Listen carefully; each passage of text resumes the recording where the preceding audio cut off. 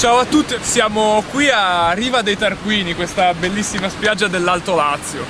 Come vedete il gruppo è nutrito, sono ospite degli amici del mare di Civitavecchia e degli amici del mare di Civitavecchia. Come esca io ho l'Arenicola, io sono un po' paffarolo in questo punto di vista. Ieri ieri o l'altro ieri ho preso una dei 2 kg qua con il grancio. I presupposti ci sono, dai.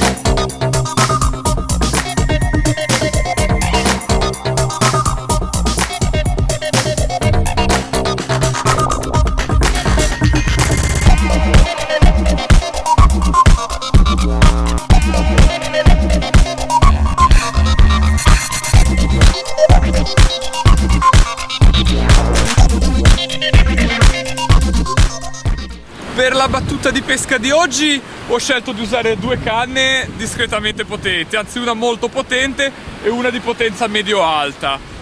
Questo perché c'è un mare molto mosso da un maestrale che, ricordiamo, in questa costa batte trasversalmente e crea il movimento proprio ondoso. Un movimento laterale necessiterà di piombi almeno da 100 grammi, ma secondo me anche da 150 grammi, sfere, piramide, qualche forma comunque che abbia una certa tenuta. Quindi qua abbiamo il prototipo della 3 pezzi, la nuova Diablada 220, la più potente della serie. Canna in 3 pezzi adatta proprio alle condizioni come questa oppure alla lunghissima distanza. Da quest'altra parte una telescopica invece. Telescopica comunque, come dicevo prima, di una certa potenza. È una Powered 170. Vettino senza scorrevoli, può gestire piombi anche da 150 grammi come quelli che secondo me saranno necessari. Detto questo, partirò con questa con 100 grammi, mentre con la Diablada con 150. Poi vedremo se sarà il caso di cambiare magari forma usando invece che un piombo fusolato una sfera, oppure sarà il caso anche con questa di salire con la grammatura. Abbinate a mulinelli di taglia idonea alla loro potenza, dei 10.000, caricati con 0,22 e shock leader conico. La Diablada 220 è una canna in 3 sezioni, bella rigida di manico, abbastanza elastica nella parte centrale, mantenendo comunque una eccellente riserva di potenza, e dal cimino che accompagna l'azione della canna e tutto sommato risulta discretamente sensibile. Ovviamente stiamo parlando di una 220 grammi, una 3 pezzi lunga 4,30 m, quindi sufficientemente compatta per dedicarla anche a lanci angolati come side abbastanza estremi o addirittura ground. E infatti oggi la proverò anche con questo stile, se sarà necessario. Partirò come sempre senza sondare la distanza estrema, per vedere se magari i pesci si dovessero muovere anche un po' più vicini. Pian pianino allungherò e, se sarà il caso, arriverò anche al ground. Comunque sia, anche non dovesse essere il caso, magari qualche lancio giusto per provarla lo faccio. È già stata provata a sufficienza, ma ve la farò vedere anche con quello stile di lancio. Quello che oggi mi vedrete usare è il fusto, è un prototipo. Il prodotto finito avrà una colorazione con anelli rossi alternati allo sfondo nero, tutte le scritte e le caratteristiche della canna. La colorazione rossa e nera è proprio la caratteristica della 220. Ricordiamo, ci sono delle sorelle di questa canna, la 150 caratterizzata da anelli arancioni, la 80 Super Gara, una canna da 4,90 m dedita all'agonismo, che sarà gialla e nera. E poi c'è anche l'idea di una nuova produzione, anche la 4,50 da 100 grammi, probabilmente sarà nera e azzurro, nera e verde, ancora l'azienda sta decidendo il colore finale da dedicargli.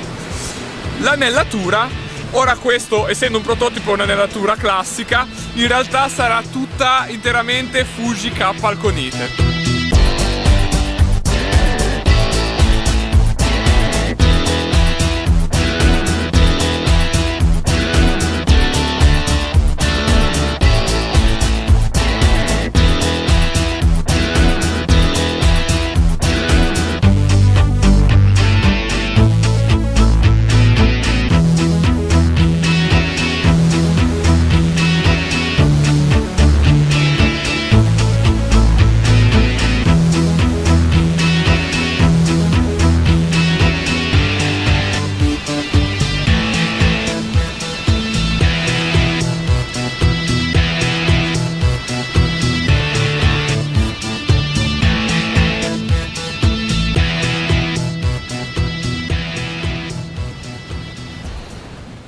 Per questa pescata qui a Riva dei Tarquini ho montato dei travi che solitamente uso anche in agonismo. Sono travi da 2,20 m con 3 braccioli da 90 cm.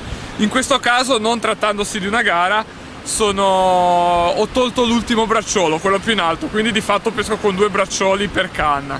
Con la Powered 170 pesco nei primi 60 metri, diciamo, sempre con un piombo a sfera da 150 grammi, comunque, perché c'è una forte corrente laterale portata da queste schiumate causate dal maestrale. Braccioli abbastanza rozzi, poca finezza, perché tanto siamo appunto in condizioni di acqua torbida. 0,25 a modellotto. In entrambi i casi l'amo più alto dei due ha un piccolo pop-upino rosso, un po' serve per far distendere meglio il trave, un po' magari può servire dal trattore, l'altro è totalmente disteso sul fondo. L'innesco è a base di arenicola, inneschi abbastanza abbondanti, abbiamo qua un circa 10 cm di innesco per ogni bracciolo. E ora, come vi dicevo, lancerò la Powered 170 nella fascia intorno ai 60 metri, dove finisce la schiumata, finisce il tratto di spiaggia più bassa e inizia quella appena un po' più fonda, dove la schiuma non si forma.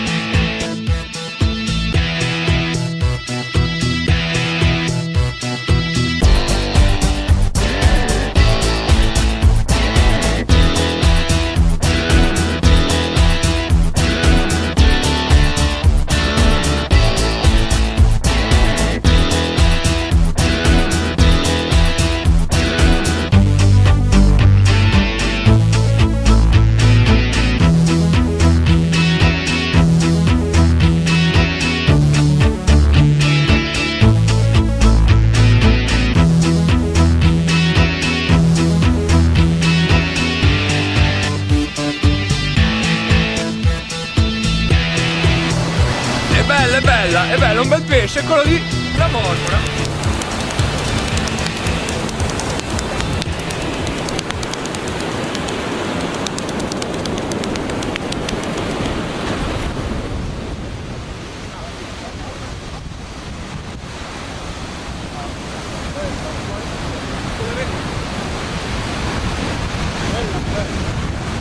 Una mormorozza sarà 400 grammi, 350-400 grammi, presa col bracciolo, col pop-upino, che come dicevo ha funzione praticamente esclusivamente da trattore. Visto questa corrente, no, un pop-up così con un'arenicola grossa sicuramente non la faceva galleggiare, e effettivamente ha tratto la mormora più che il bracciolo singolo senza trattore. Sarà un caso, non lo so, noi garisti siamo sempre un po' fissati con queste cose. Potrebbe essere il caso, potrebbe essere che effettivamente il colore acceso nel mare torbido abbia attratto questa mormora. E che mormora, lanciata lì dove dicevo prima, al confine tra la schiumata e l'acqua più profonda, dove invece la schiuma non si forma.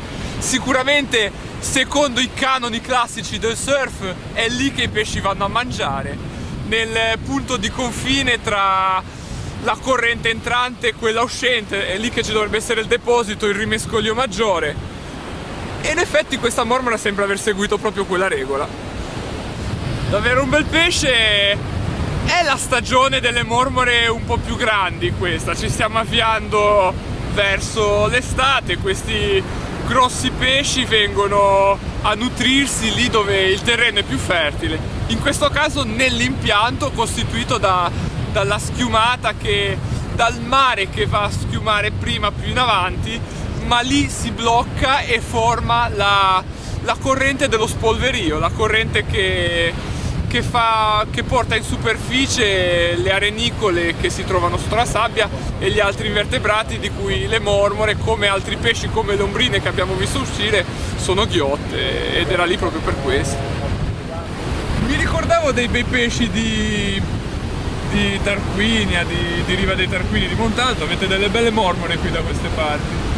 non possiamo lamentarci, certo, questa è una signora marmora o mormora come la chiamavamo noi dalle nostre parti. Una marmora, siamo qua da voi, chiamiamola come la chiamate voi.